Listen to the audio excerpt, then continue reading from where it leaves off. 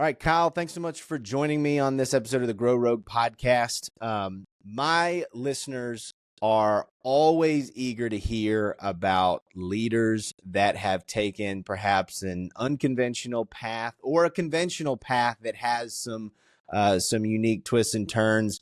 And I'm really excited for you to be able to talk about yours as well as what you're doing at CWC. So again, thank you for joining me on the Grow Rogue podcast. Thank you, Reade. I appreciate you taking the time to sit down with me. For sure.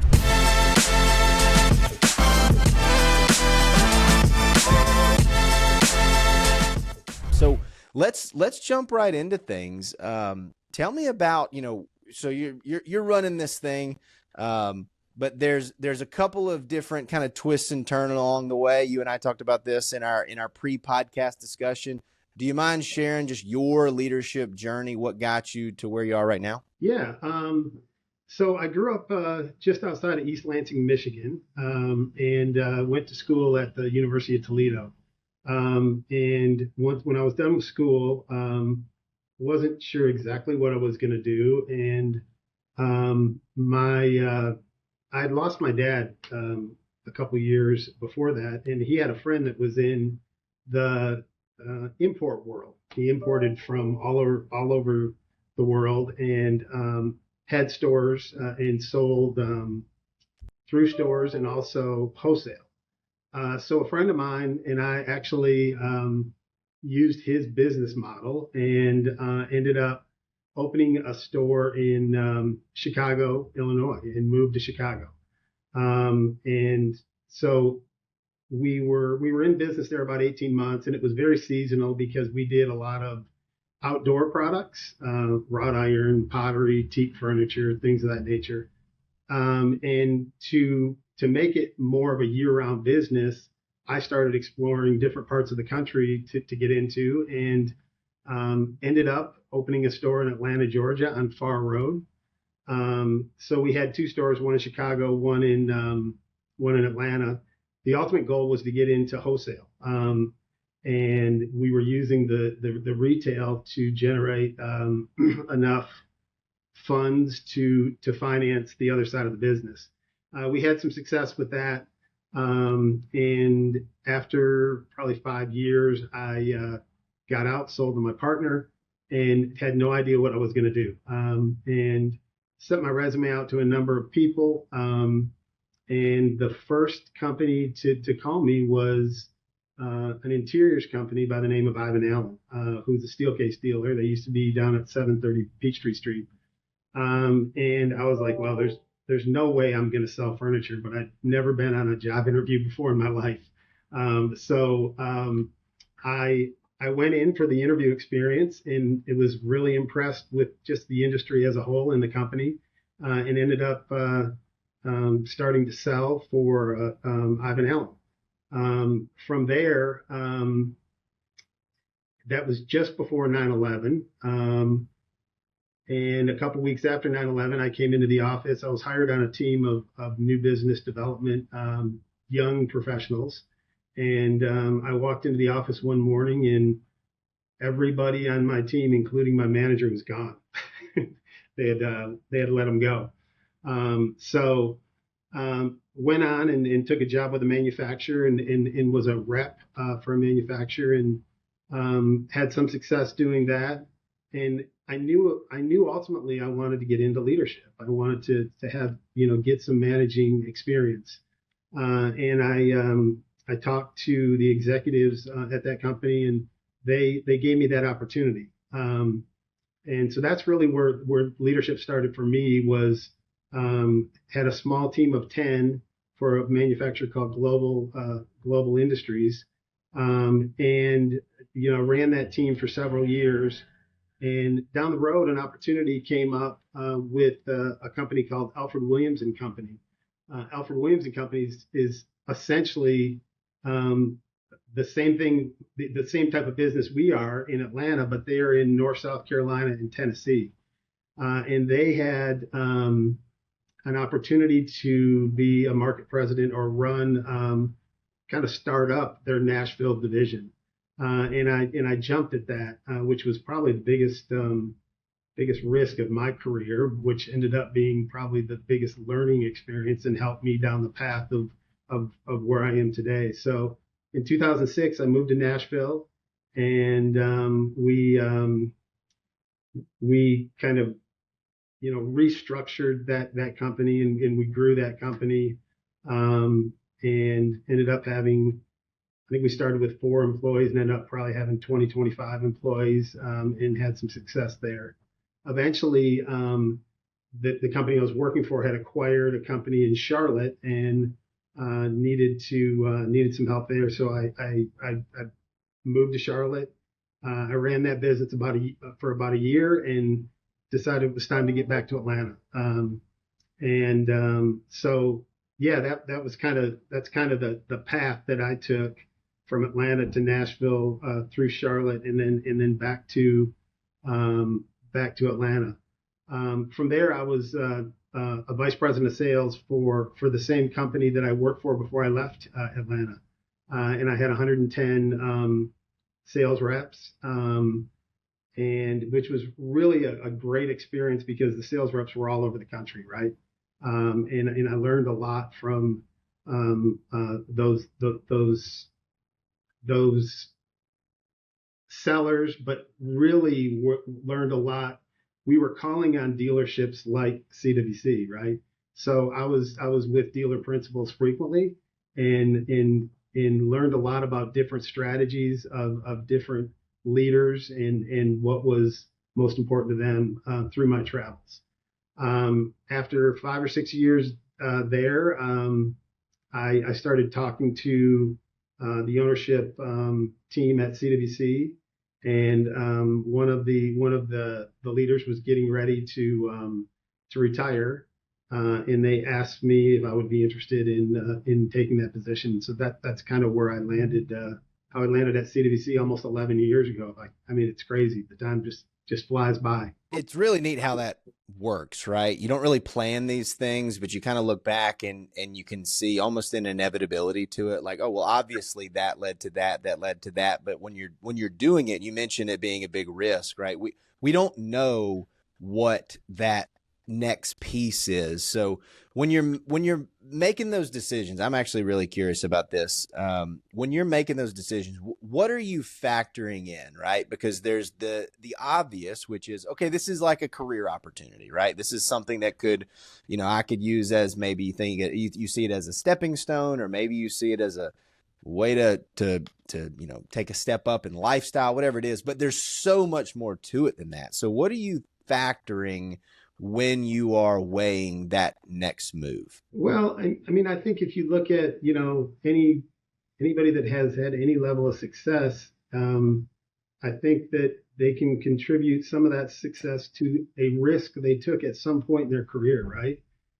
It's got to be a controlled risk, right? You have to feel like you can make a difference and have success with it. But I knew once I got into this industry that leading a dealership or having executive level ownership in a dealership was something that was like my North Star. Like, that is what I wanted to do. The problem with that is it's, if you're just going to buy your way into a dealer, it's really hard to do unless you have the means to do that, which I did not. You have to learn the trade and be of value, so somebody will take a chance on you. So yeah, that was I knew that if I could be successful in growing that business, that it could open other doors. And at that point, it was really, hopefully, maybe one day ownership in that company. But it was a risk, and it was scary. And at times I felt like I made a bad decision. And then, as we gained momentum, it turned out to be something that really changed my career, frankly. And I can appreciate that perspective, right? Is, it sometimes felt like it was a mistake in the moment. But looking back, and even if that specific is kind of what I'm taking from this, that sounds like that specific step didn't play out exactly as you had imagined it, but it was instrumental in leading to where you are now. that also makes me think. So you're a sales guy, Kyle. Is that fair to say? You're a sales guy, Yeah, that's right? pretty much where it started. That's right. Yeah. So the transition then from sales, where depending on one's exact setup, it is an eat what you kill lifestyle, right? So you're going sales to sales management, presumably sales leadership, and then now you're in the role. I mean, you're a principal at CWC. You're an owner, and you're a leader of the firm. How different is that? And what about each of those successive, lily pad steps there made you more capable of the role you're in now? Yeah, I mean, really, they're completely different roles, right? And frankly, the strengths it takes to do the selling side really well aren't necessarily the strengths that would make up a strong leader in an organization like this. However, you have to have the wherewithal and the industry knowledge in order to even have that opportunity, right? So for a lot of people in our industry that are in executive level positions from a dealer perspective, a lot of them did start in sales. Not all of them, but a lot of them did, just because that's the way you learn the business the quickest, right? So yeah, I mean, I think it's a natural path. You know, so much of what you do as a seller is connecting externally with influencers, project managers, real estate agents, architects, designers, and end users. And although I still have a lot of engagement with those same people in my role today, the number one focus is the team members that I work with every day, that kind of go to battle, every day with the same goal of building this business and evolving as a dealership. So the responsibilities are much different, and I do think that, I don't know, I think I was an okay salesperson. I worked really hard, which helped me probably get over some of the areas that I wasn't as aggressive as some. I wasn't as educated as it relates to products and workplace trends as many people. And leadership to me, I enjoyed working with people to help them accomplish their goals. And I think if that's something that appeals to you and is rewarding as you see people grow in their careers, that is attractive to a leadership position, and it's a huge part of what I do here. This brings to mind a phrase that you and I kind of stumbled upon, or maybe you coined this in our first conversation. Culture as a growth engine. So we run a marketing agency. Sales and marketing is what we live, eat, and breathe.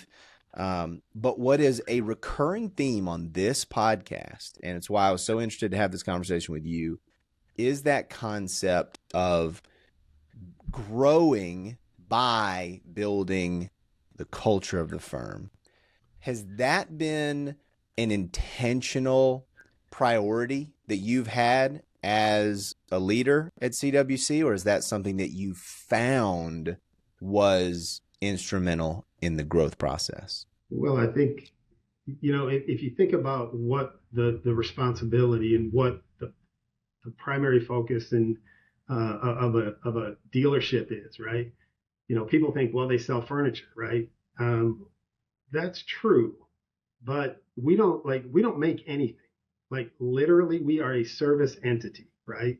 So what we're measured on is the performance of each individual team member that works for CWC, right? And culture drives how they're going to engage with our customers every day. And it's, culture is a really hard thing to measure. We're continuously trying to measure that and trying to grow culture. And we actually have a culture committee that just focuses on ways to bring people together and make it a family environment, a place where they feel secure, and a place that people want to work. So yeah, I mean, if I think for any dealership that has a poor culture, you're probably going to have a lot of turnover, and you're that's going to affect who you are and the success you have as a company. So I would say that culture is probably one of the most important things that we focus on from a leadership perspective. Because if you have good culture, you can attract good people. You're going to keep good people, and those people are the people that are engaging with our customers, who determine, you know, our our success as a company, and our kind of the ceiling of where we can go. So yeah, I mean, it's something that every decision we make is based around culture. All right. So and now I'm with you, but pretend I'm a skeptic, right? And I'm coming in, I'm new here, and you just described that to me, and I say, look, we sell furniture. What does the client care what our company culture is like? How would you respond to that?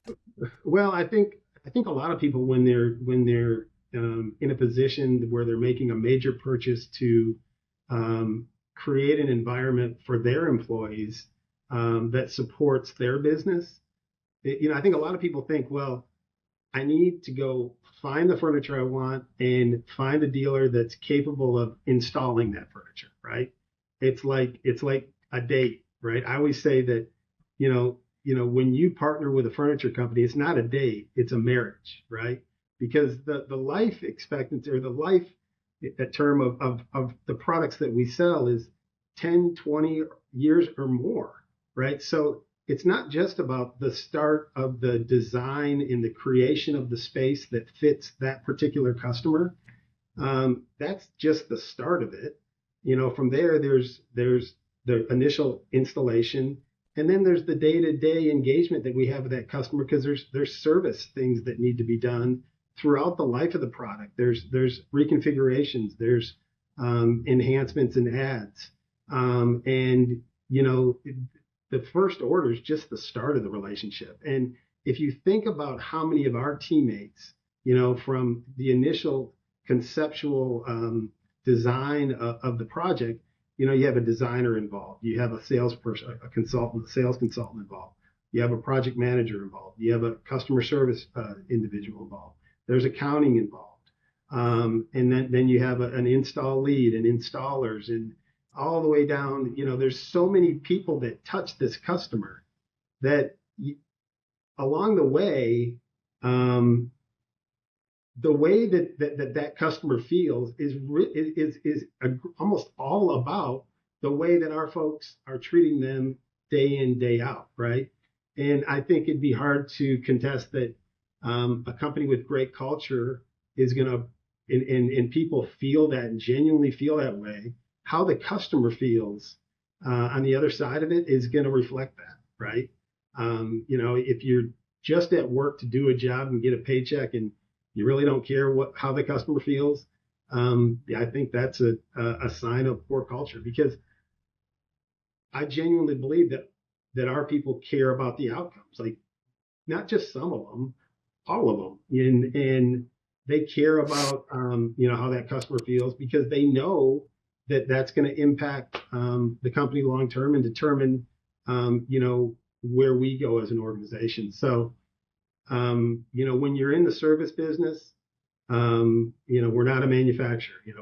We're business to business, people to people. How your employees feel about the organization they work for is going to be reflected in how the customer feels. So I guess that would be my best response to that.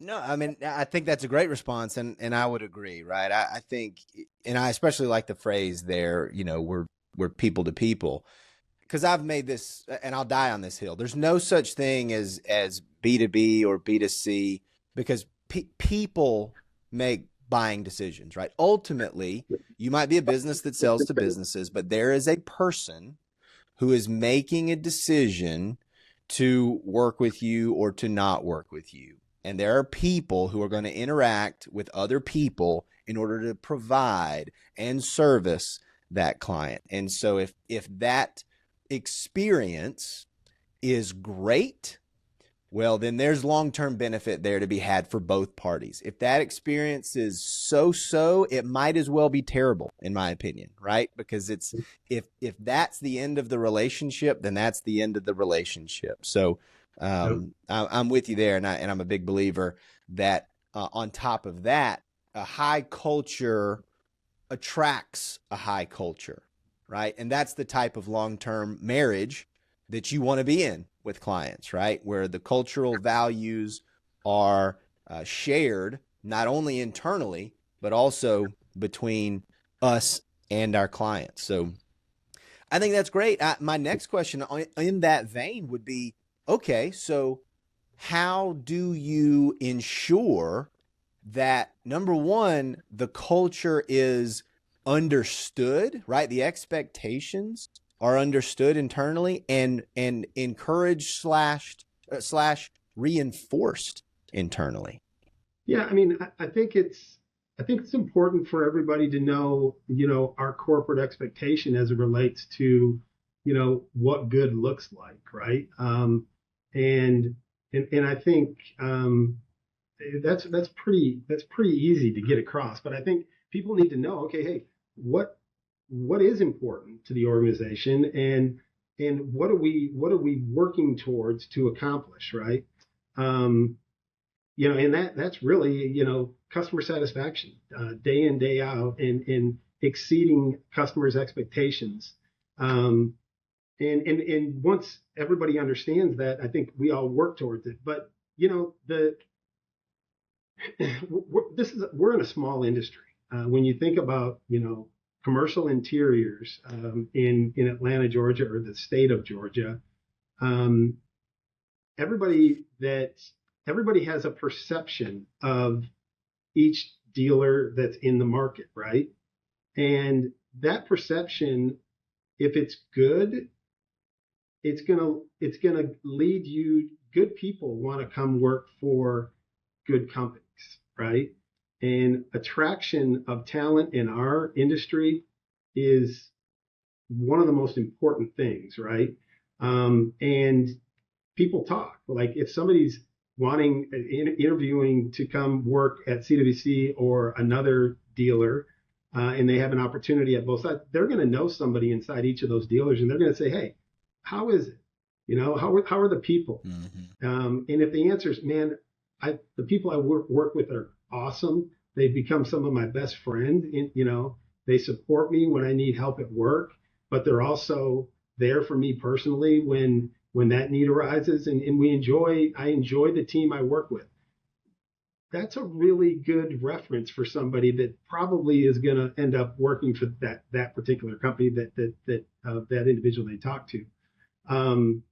It's known in the industry of kind of what it's like to work for that particular organization, and I think when you talk about tenure, right? You can look at companies and see when there's a lot of turnover in a lot of different areas. I don't know if that's really an attractive thing for potential employees. When there's a consistency of long-term team members that have worked at that organization for a long time, and they're across the organization, that's attractive. And we're proud of that. We have a ton of tenure as an organization. We're always looking for the next best talent, but it's I think it's a compliment to the culture of the company when you have people that stay 10, 20, 30, 35, 40 years. And we have a lot of that. No, I completely agree. I want to talk tactical for a bit if we can. So your industry, Kyle, is one that I would imagine you'd agree has gone through quite a bit of change, if not in the product itself, the sales process, the delivery, the ongoing service.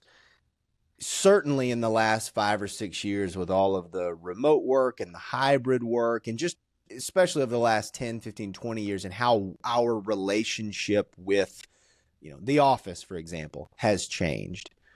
How have you guys adapted, and how have you been able to grow? Like, what specifically are you doing to, to better sell and market the business? Yeah, I mean, when you think about what the industry went through the pandemic and coming out of the pandemic, and the lack of people that were going to the office and how much that impacted the industry and our business. And as you slowly started to see people coming back to the office and leaders seeing how important the office was to their organization and the culture of that organization, that's when we started to see, business coming back. And I think, I think the most probably noticeable thing was people were looking for, they didn't want to talk to somebody to just show them furniture. They wanted to work with somebody that could consult them on, hey, what have other organizations done to attract people back to the office in the new work environment that supports the new way of working, right? Whether that be, you know, 2 days a week, 3 days a week, or some even fully remote with the technology that's integrated in the space today. So the consultative side of the business has become really, really important, and those consultants that are part of our team that are most effective in helping a customer get to a solution that works for them are the ones that have seen the most success. If you think about how that's different than say 2018, 19, before we went into the pandemic, it was the people with the sellers with the most relationships that were finding out about the most deals in town. Those were typically the people that had the most success. And there's a lot of those that they do have connectivity and they have the ability to make a consultative sell. But the consultative side of the business today is critically important, because a lot of customers are really, when they say, okay, hey, yeah, we're gonna renovate this space, they're not exactly sure what they want to do, and they need help to get there. And whether that's working with a design firm in town that we partner with on just about every project, or leaning in on some smaller things with people on our team. Their main goal is to make sure that they have a functional space that is current to today's needs, the needs of their employees today.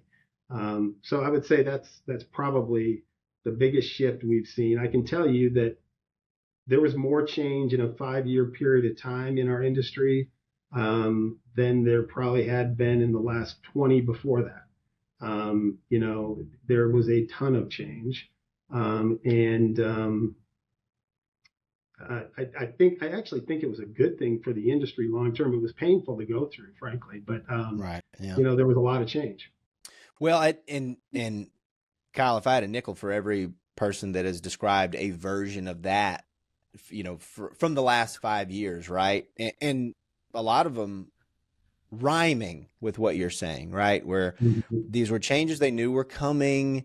Maybe it was things that had to be done, but that nobody was really trying to rush. But then the pandemic just was kind of a, well, ready or not, here it comes type of moment. And so a lot of the, I don't know how a better way to put it, but a lot of companies had to cut some fat, not necessarily in terms of headcount or people, which many had to do, but that's not the positive thing. But a lot of them had to do that with their operations, with their systems, with their sales, certainly.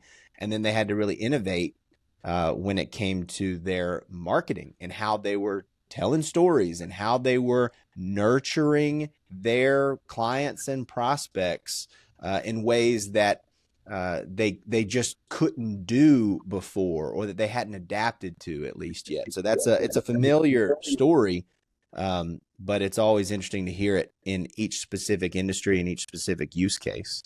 My next curiosity here, Kyle, is you mentioned, look, CWC's been around for a while. You are relatively new in this leadership role. So you've had this challenge of balancing a company with a strong tradition and leading a company through all that turbulence you just described, innovating to the changing marketplace. But you don't want to lose, and I'm sure this has been an effort of yours, you don't want to lose that brand value and also just that respect in the community and in the marketplace.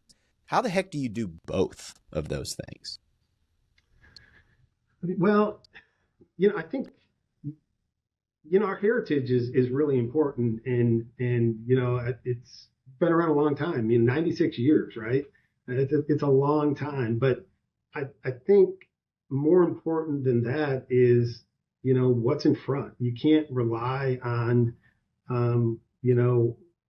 you can't rely on the way you did things yesterday, right? And with the changes in the industry, and we had to be thinking forward of what do our customers need, what's important to our customers today that maybe wasn't 5, 6, 8, 10 years ago, and what other segments of business with our business, the core of our business being impacted so significantly. The industry was down 35-40%, right? That's a huge impact on not just CWC, but all of the other manufacturers and other dealers that are in this category. And we had to be thinking about, okay, hey, what industries align with us from a connectivity perspective, and what other things could we be bringing to our customers that is a benefit to them, but also something that can generate revenue for us. So years back we got into doing movable walls, demountable walls, which has been a very successful segment of business for us over the past 5-6 years, and our customers are glad we're in it, because when they're making furniture and space decisions, there's a lot of demountable walls in today's day and age, right? And so we're able to package that and handle the execution of that work through one vendor. We're doing shades now. Meco Shades is becoming big in the world today, and it's something that we started doing roughly a year ago, and it has been successful, and it's something that our customers are glad we're doing. So yeah, balancing who you are and the legacy of the brand for such a long period of time. Yeah, it's really important, and our past is really important to us, but where we're going is probably even is that, hey, if we're not looking forward, and we're sitting still in this business, you're going to get yourself in trouble. So we're always looking for what's next, what's going to be important to our customers down the road, and exploring those things to see if it's a space that we should enter in and explore further. So that's great. Kyle, what's one, you get to pick a leadership or a sales lesson to impart to our audience? One thing that if they do this in their firm, it's going to make them a better business this year. Well, I think from a leadership perspective, listening. I know that's cliche, and a lot of people say it, but you know, there's so many different departments and so many people that do different things here, um, and they all know more about what they're doing than I could ever know, right? I mean, like I know surface of about each department. Well, they live it every day. So listening um, to our team members on, hey, if we did it this way, we could be more efficient. Or if we did it this way, we could respond quicker to our customers.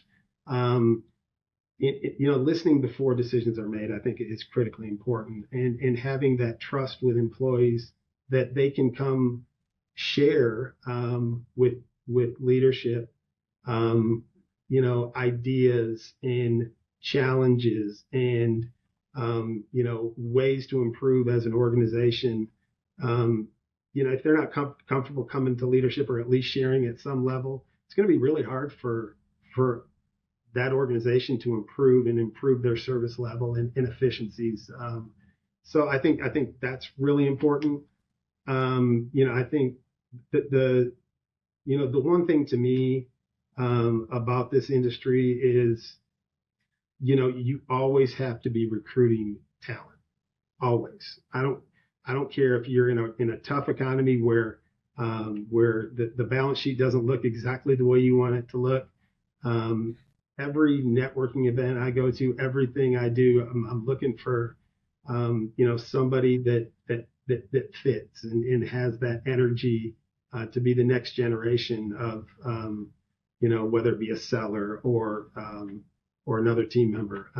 So I think the attraction and retention of talent is this business, and I think that's a really important thing for us that we pay a lot of attention to. All right, Kyle, I wanted to hit on one more thing before we closed out. Uh, you mentioned how important it was to you guys that CWC is an ESOP. Can you do two things for me? Number one, can you explain to the audience exactly what that means? And then also why that's so important to you guys as a firm? Yeah, so we became an ESOP in 2018. An ESOP is an employee-owned stock program, which, as the years go on, each employee that is a team member of that organization is awarded stock. And the longer you stay, the more stock you build, and the value of that stock is completely dependent on the value of the organization or the profitability of the organization. And we have an evaluation done every year, and then each member of our team will get they have a stock statement that shows their values, and when they retire or leave CWC, that goes with them. Um, you know, Kind of thinking back about what we've talked about through the conversation. You talk about culture, and we talk about talent, and we talk about attraction, we talk about retaining great talent. Um, well, that's the reason. That's the reason you explore an ESOP, and that's the reason that we executed into an ESOP. Is how can we give more to back to team members to make it um, a, make it a great place to work and something that they feel like they're part of, right? And with an ESOP, you know, every employee is an owner, right? Every employee is an owner, and I think it helps, and especially as time goes on and they see how their stock in the company is growing. The things that everybody does every day, I think owners think a little different than somebody that doesn't have a little piece of the pie, right? And it contributes to culture. It contributes to retention. It contributes to better ideas, ways of saving money, cost savings. everybody's thinking about it, because at the end of the day, the value of the company and the value of their stock is going to be determined by how successful the company is. So it's been a great thing for us. Unfortunately, we closed on the ESOP just before the pandemic, and we've been through some challenging years as it relates to what the industry's been through. But we still have a significant a number of people that have a good stake in the organization, and we feel like it's been a great move for us. So it's something that we're proud of, and I know that our people value, and it helps us to also look externally and bring folks in when you explain what an ESOP is and how it works. So yeah, it's been a great deal for us. Well, and that's great. I mean, it sounds like, this is just part of that. It's part of that CWC culture, right? I mean, there's buy-in and there's literal buy-in in a way, right? So not only does everybody feel invested in the success of the company, but they actually get to benefit from the success of the company. I think it's fantastic. I think that's a model. It's amazing how much more feedback we get today than we did back when we were a traditional organization, right? And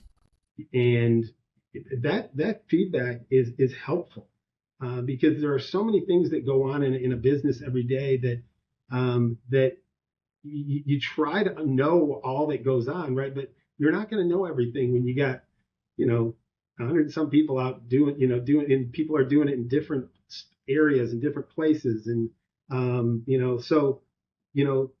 genuine great feedback from our team really helps to understand what's needed as a leader, and also helps to there's cost control. There's so many different things that it helps with, and it's amazing to me how much more of that we get now than we did before. That is great. Yeah, it's a testament, I think, to the commitment to really just providing a great place to work, a lifestyle, and sort of a shared mission for the whole team. Well, it's a model that I am expecting to see more firms, especially of that size, emulating here in the future. Well, Kyle, this has been a really fantastic conversation. I appreciate you giving us like a peer into an industry that I would imagine many people, they interact with all the time, but don't know much about. So I appreciate you taking the time to do this. I appreciate you being a part of the Grow Rogue podcast community. And folks, if you are watching this and you really got some value out of it, please leave a comment with your most valuable takeaway, and make sure to like and subscribe if you're watching on YouTube. Kyle, thank you so much for joining me, and everybody else who's watching, thank you for being part of the Grow Rogue community as well.